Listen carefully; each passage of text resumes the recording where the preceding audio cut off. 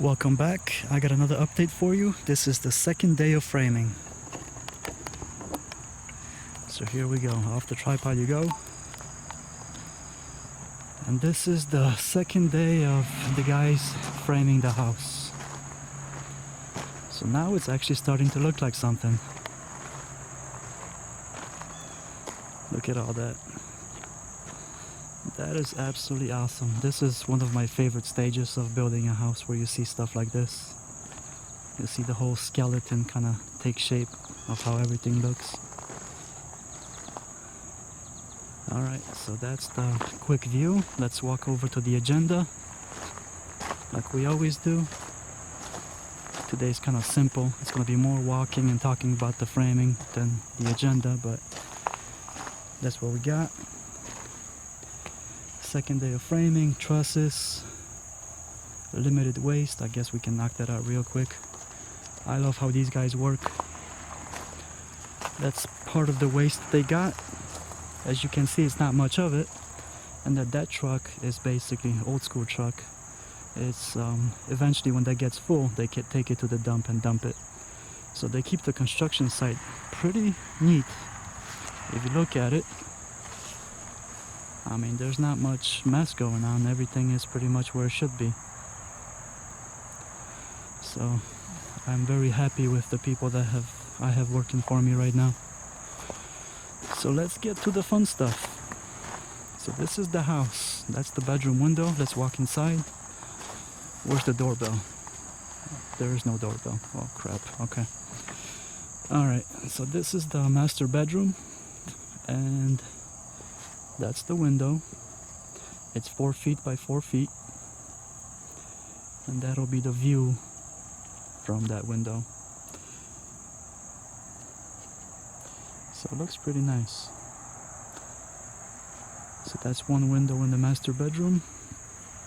Here's the other one, smaller one, just so you can see what's going on around the house. I try to put windows in as many places as I can. I like windows, natural light and all that good stuff. So that's the bathroom window right over the toilet, for obvious reasons. This here, where I'm standing now, would be the master closet, and if I can squeeze through here, this will be the storage facility for all your random things in the house. Kind of what I talked about in the last episode. And that's going to be the door for it. So that's kind of how it looks from the inside.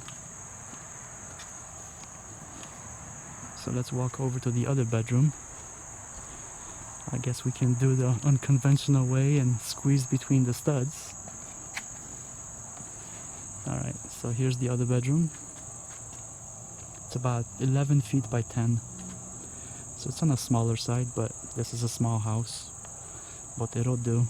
And the window is also a 4x4, and you got that little bit of a view that I showed you last episode. This is the closet. So the opening that you see here, that right here, that's the opening for the closet. This is not a walk-in one like the other bedroom. And that thing that you're sticking out, that's going to be for the washer dryer, and that's where the washer dryer is going to go. So that's the opening for the door.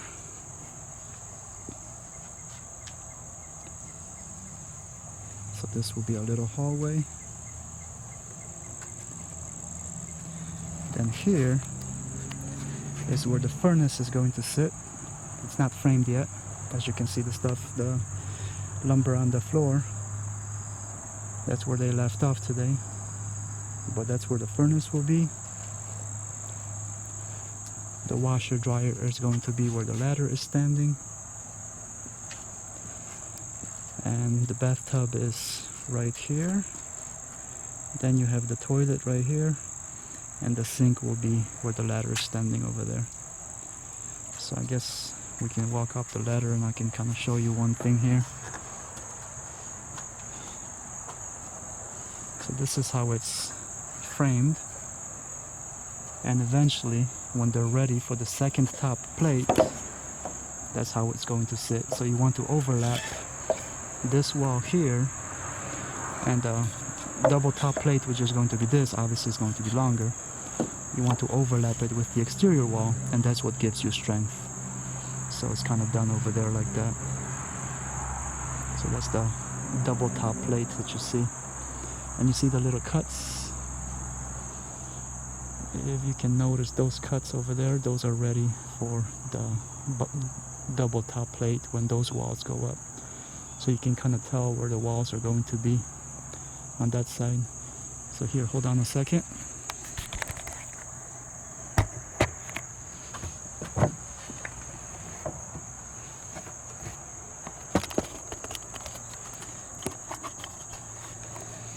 A little bit better view. I'm sitting on top of the framing. So if I fall off, this will be my last episode. But that's what I got going on. So you can kind of see the construction site from the eagle's view. Like I said, that's the waste in that truck that eventually gets taken away to the dump when it gets full. And the lot is very small. I don't know if you watched the other episode, but it's less than quarter of an acre. So it's a very small lot.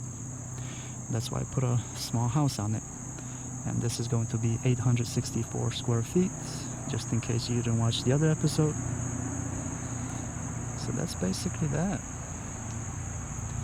So let's go down and finish the window tour, and then I'll cover what's rest on the agenda, and that'll be it for this episode. Nice and simple. I just want to show you the framing. So let me put you down so I don't break my face when I fall.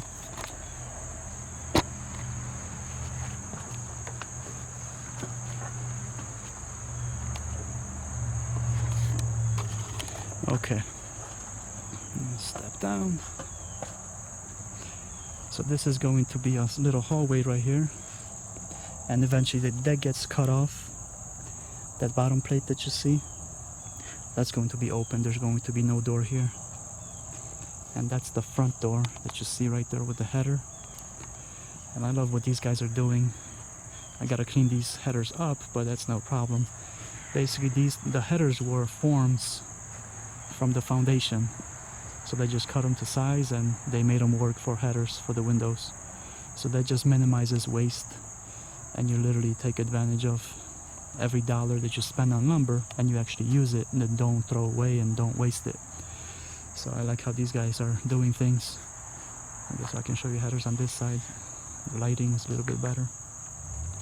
So this man has been doing this for a long time, 30-40 years plus. So he's very efficient and he knows what he's doing. That's the one that needs to be cleaned up, but like I said, that's not a problem at all. And then this is where the couches eventually will go when people put the couches up in their house. And you have a double window here, and those are two windows which are 4 by 4 feet. So technically, I guess what, 4 by 8 feet of window. And that's on this wall here, that's where the TV is gonna go. So it'll be L-shaped, kind of a couch sofa situation. So that's the little house. That's the back door over there. If you're building, try to put at least 2 exits away from your, when you want to get out of the house. It's just better for code, and also in case of emergency you have, you know, more than one way to get out of the house. So this is the second exit. That's the kitchen window, and this window is a little bit bigger than usually what you put in the kitchen. It's 4 feet wide by 3 feet tall. So when you're standing here over the sink, you got, well, that's the brick area of the guys that are working on the house. But so you have a nice little window. You can let the breeze in and something, I guess, to look at. Got some trees over there. So that's that. This house is going to have trusses. The benefit of trusses is the company makes it. It's a lot quicker to put them up. The quickest I ever done trusses was 1 hour and 45 minutes, and it was a 24 by 48 house. And we did it, it was 4 of us, and we did it in 1 hour and 45 minutes. We put up trusses. But this one well, I guess we'll see what this one takes when I'll be here, and I'll take note of it just to let you know how long it takes to put these trusses up. So the sides of the house will be flat, as I said in last episode, and the middle will be vaulted. I'll put a screenshot of the plan that I came up with just so you can see what I'm building. So that's that. The pitch on the trusses will be 512. You can Google pitch of the roof and you can see pictures on the Google images of basically what that is. But with a 512 pitch, I'm trying to walk up here. I guess we can walk around the house like we always do. With a 512 pitch, you keep your manufacturer warranty. So a lot of manufacturers of shingles or metal roofing will not guarantee their product if it's lower than 412 of a pitch. So what I like to do is just go a little bit higher to a 512, and then basically you can retain your manufacturer warranty. There's nothing to worry about. And the other benefit is that whoever's doing your roof, is easier for them because they can walk on it. They don't have to really strap in, to be honest. I mean, you should strap in anyway, but on a 512 you can walk on it no problem. And that's the pitch that I like. It's very comfortable and it retains all the manufacturer warranties. And it looks good when it's done on the inside because it gives you a little bit, the house feels a little bit bigger when it's open, when it's vaulted in the middle. And so that's the benefit of doing the roofing that way with a 512 pitch instead of going very low. Plus it depends where you live. If you live with an area that has a lot of snow, you want to go a little bit steeper because you don't want the snow sitting on top of your roof. It's just basically your roof won't last as long. Eventually you'll have to change out shingles or metal, whatever you got going on. But that's for cold climates. I don't have to worry about that here because here it's warm. It snows 2-3 times a year and then it melts in 2 to 3 days. So yeah, I'm not afraid of winter here. I love this place where I am right now. So what else we got? Let's see. So we talked about the pitch, the warranty, pitch, exterior doors. Like I talked in the last episode, I picked up 2 exterior doors and they are put in the back of the store and they are waiting for me. So when I'm ready for the doors, which should be actually maybe about a week and a half maybe, and all I gotta do is just go and pick them up and bring them here so the guys can install it. So that way I don't have to worry about things being out of stock or just waiting for the special order. It's just a little bit more, it's planning, I guess, time management, and you plan things, and I try to do this as quickly as I can without rushing and cutting corners because I do not do that. That's the reason why I'm recording this, so you can actually see everything, how it should be done. And like I said, the man that does this has been doing it for 30-40 years, so he's been around the block. So what else we got on here? That was pretty much it. So the house is 24 by 36, 864 square feet. Windows, views, light and air. Well, basically the windows that I got is, as you can see now, that you can see all the windows in the house. So you have a lot of natural light coming in, and you also have air coming into the house. So since it's a small house, air quality, you always have to keep an eye on that. That's why a lot of tiny homes have air quality issues because the space is so small. So you really got to do your homework on the tiny home situation, which I actually love, and maybe one day I'll get into it. I've been thinking about that for a while. It's not too far off from what I'm doing right now. 864 square feet. If I cut it in half, it'll be 400 some odd square feet. But like I said, that's down in the future maybe. We'll see how it goes. But this is what we got.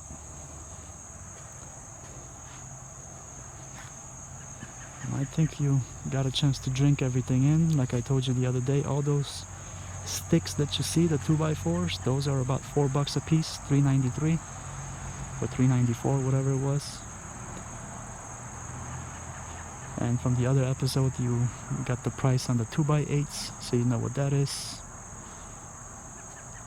and eventually when all the walls get put up on the inside, we'll start the sheathing. I gotta watch how I say that. But the sheathing will go on the exterior walls. So that's it. I guess let's go over there, and then I'll end the episode out of that side of the house. So like I said, this is going to be cut off. That's the little hallway. That's the entrance to that bedroom right there. And this will be the entrance into the bathroom, and where the 2x4s are laying down, that's where the line is going to be, that's where the door is going to be. So the reason why I did that, as you can see, it overlaps a little bit. I could have utilized that space and actually used it, but I wanted to put some kind of a privacy if somebody's in the bathroom right here. And you can peek into the bathroom. So if somebody's in the bathroom, right there's the toilet and there's the tub. That's where the wall is going to be. They actually have some privacy, so you don't have a door right into the living room. That's just my idea of try to, even if it's a small house, try to create a little bit of privacy space where you have guests, they can use the bathroom, and you got a little bit of a buffer there. So I think of things like that.